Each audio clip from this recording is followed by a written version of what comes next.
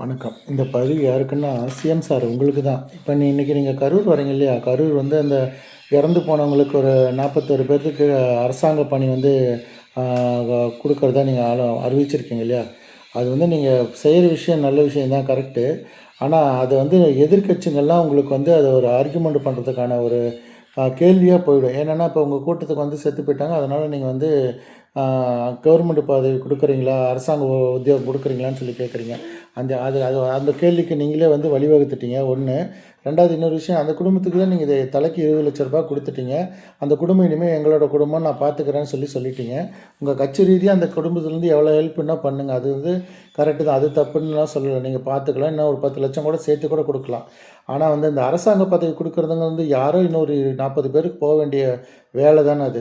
அது நீங்க அவங்க குடுக்குற வரைக்கும் கரெக்ட்டு தான். ஆனா இன்னொரு அதில ஒரு 40 பேர் பாதிக்கப்படுறாங்க இல்லையா? அத ஏன் நீங்க யோசிக்கல? இப்ப நீங்க என்னன்னா, இப்ப விஜய் வந்து கவர்மெண்ட் முதலமைச்சரா இருக்கனால இந்த பதவிக்கெல்லாம் குடுக்குறாரு. இதே இல்லைன்னா என்ன பண்ணுவாருன்னு அந்த கேள்வி வரும். அந்த கேள்விக்கு நீங்களே வழிவகுத்துக்கிறீங்க. ஆனா இது வந்து வருத்தப்படக்கூடிய விஷயம் தான். சந்தோஷப்பட வேண்டியது இல்ல. வருத்தப்படக்கூடிய விஷயம் தான். இது உங்களுக்கு இன்னும் ஒரு நெறைய ஒரு பிரச்சனைகளும், கேள்விகளும் எழுப்பக்கூடிய நீங்க வழிவகுத்துட்டீங்க.